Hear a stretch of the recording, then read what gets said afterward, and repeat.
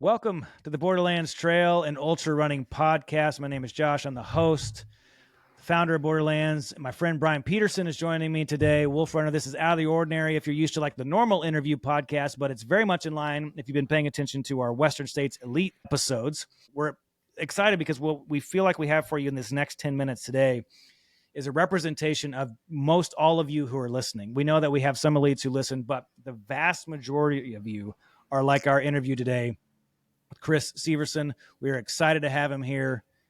All right, Chris, Dr. Severson, glad that you're here. Man, okay, you're running Western States. You're targeting 24 hours. I would like if I ever got into Western States, and I'm probably on average between 24 and 30. If I'm going to make it into Western States and go for it, 24 hours would feel like an awesome goal.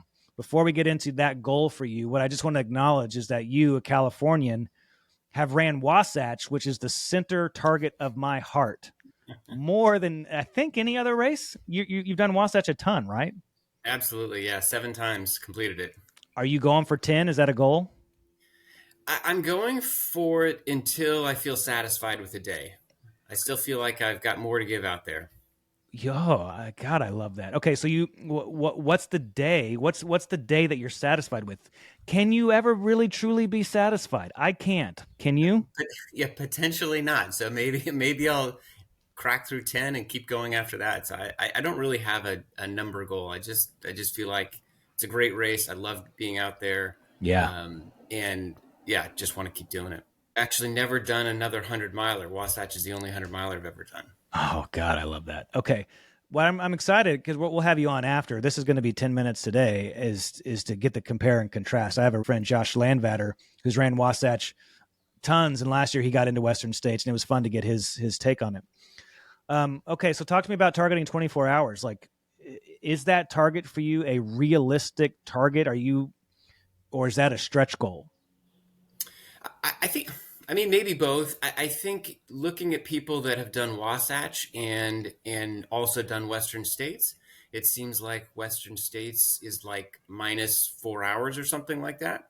So maybe I'm more like a 26 hour, and I'm kind of planning for both. That said, I think Western States is a course that's a lot more suited to me. I live closer out to these trails, and I think I can sort of outperform that mean. So yeah, I think 24 hours is realistic. I think I have to have the right day. I mean, I can't make a bunch of mistakes and roll in under 24 hours. But if I think I have the right day, I can be under that. When you think about the Western States course, is there one like spot particular that like as someone who obsesses over it, for me, I would love, there's a certain Michigan Bluff. I mean, just to be running through there as someone who's a fan of it, who's seen, watched Jim Walmsley fly through there over the years and all this sort of stuff. Are you like in that? Do you feel like you'll be able to pause and appreciate it? Like, what are you expecting? Yeah, that's a great question. I mean, it's an iconic course. I've watched lots of videos. I've been to the race a few times, and it's goal number one, of course, is just enjoy the day because it's likely going to be my only chance to run it. And it is such a beautiful place in the world. And, again, I've seen these places depicted for years. And so I don't know if I have a particular place, but I just want to be enjoying the experience and adventure of it. Yeah. And so how do you, okay, you're a doctor. And so this speaks to what Wolfie has coined as the 95. You represent someone who goes hard in probably every aspect of life. You're an ER doctor. Like, do you have a family as well? Yep. Family. Got one still at home and two college graduates and 2 in college. So. Oh, dang. Okay. So training time, like living in Salt Lake, I lived near the university. I had a lot of friends who were in medical school over the years, some pretty speedy runners who would, when they're on call, you got to be at a certain proximity and they could run because the foothills are right up against the hospital. So they could train that way. I mean, how are you spinning the plate of ER doctor, husband, dad, and Western States? Yeah. I mean, I don't know if I do it super well, but trying to get all those things fitted in. Um, I don't know if I train a lot or a little compared to others. I'm usually like 9-10 hours a week, something like that, um, which feels like enough to be ready for it. But but but yeah, there's always more that you feel like you can do. But that's true for being a parent or being a spouse or being a physician. So there's yeah, that's the game we're all playing. I think is making our priorities fit with the time we have. Yeah. Well, on that day, I'll say this and then let Wolfie ask something. Uh, my mutual friend David McBride, we'd be remiss if we didn't mention him, who teed this up.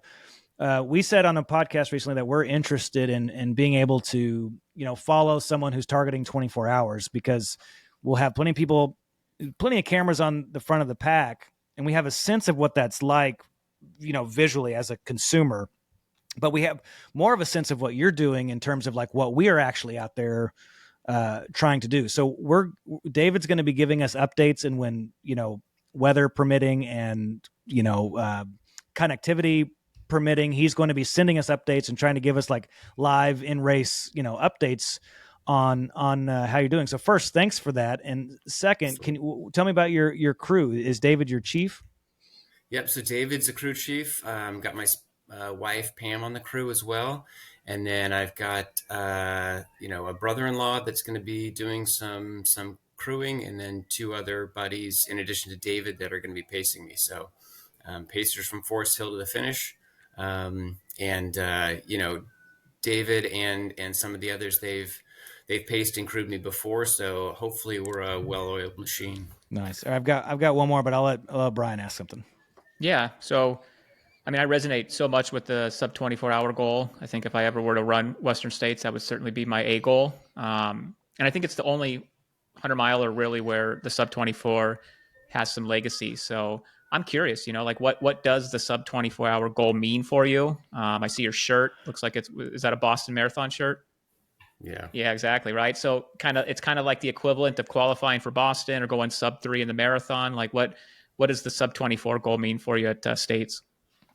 Yeah, I mean, all the things that you just said. I mean, it's a goal that's finishing at 24 hours in a day. It's what that means. I've never had a chance or will ever have a chance to finish Wasatch in under 24 hours. So it'll if I finish, it'll be my fastest 100-mile finish ever. And I, you know. I think it's an appropriate goal for me because it's going to be, again, it's going to have to be well executed. It's going to have to be a good day. So that feels like what I want as an A goal for myself. It fits right in there. How much risk do you think you're willing to take in the splits that you have for the first 50K, 100K of the race that might jeopardize the later half of the race? Like, where are you at with measuring that risk if it is a stretch goal?